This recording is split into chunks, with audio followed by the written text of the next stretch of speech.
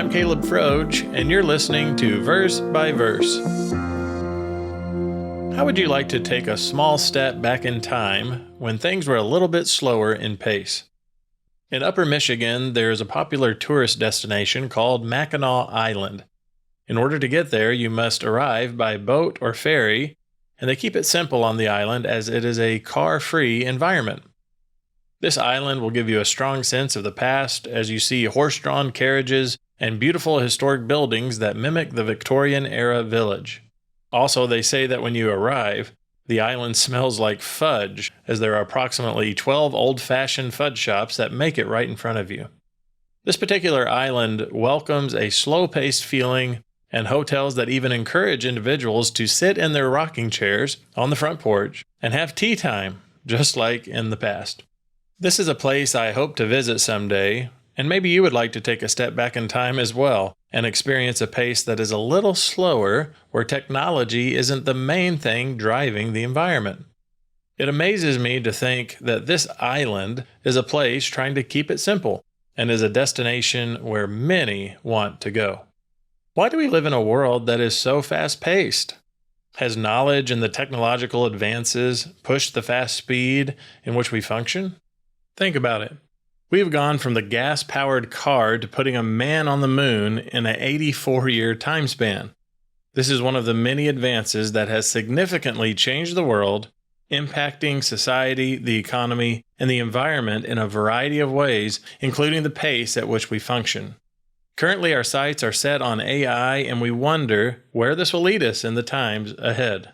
Regardless, it's easy to see that the increase in knowledge has caused us to function at a much quicker pace. And believe it or not, the Bible speaks of this very specific time frame taking place close to the return of Jesus Christ. And it leads us to our verse for today. It is found in Daniel 12 and verse 4. In the midst of providing Daniel detailed prophecies, God gives him information regarding the end times, a time period close to the return of Jesus Christ.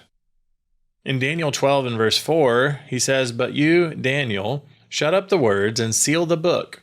Until the time of the end, many shall run to and fro, and knowledge shall increase." While we recognize that technology has sped things up, we should also conclude that this is part of a symptom for the time spoken of in the Bible long before coming to fruition. This is good for us to understand, as we might have greater insight for why the world is functioning in the way it is. We are getting closer to the return of Jesus Christ. This understanding is amazing to consider, but at the same time, what do we do with the knowledge? Is there anything we can do to cope with the fast pace that we live in and the high-speed environment that promotes a certain amount of pressure? While it might be nice to visit Mackinac Island, we know that living on a remote island isn't going to be a part of the solution. So what can we do as we run to and fro while looking towards the return of Jesus Christ? One thing that we can strive to do is to mimic Jesus Christ's response, as he also faced busy times when he was on earth at his first coming. Even Jesus Christ himself at times would step away from the busyness of life, and he would sometimes draw away from the crowds and find solitude in prayer with the Father, or time to rest, eat, and be strengthened and nourished. Luke 5 and verse 16 says, "So he himself often withdrew into the wilderness and prayed." Luke 6 and verse 12 says, "Now it came to pass in those days that he went out to the mountain to pray and continued all night in prayer to God."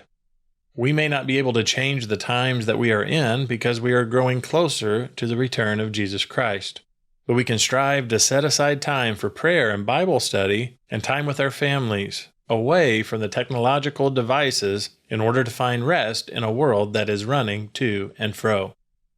Did you know that God has set aside a special time for physical rest and spiritual rejuvenation? It is the fourth commandment, in which God has provided us a Sabbath rest as a blessing intended for mankind. God himself rested on the seventh day of creation, setting an example for us to follow. The Sabbath rest provided for us each week is an incredible blessing that God has created so we can step away from running to and fro. This weekly rest also points to a future rest to come, when Jesus Christ will return and help mankind learn about a different knowledge that leads to peace and happiness. Verse by Verse is a Life, Hope, and Truth podcast. Check out the show notes to find more free content like videos, articles, and booklets in our Learning Center.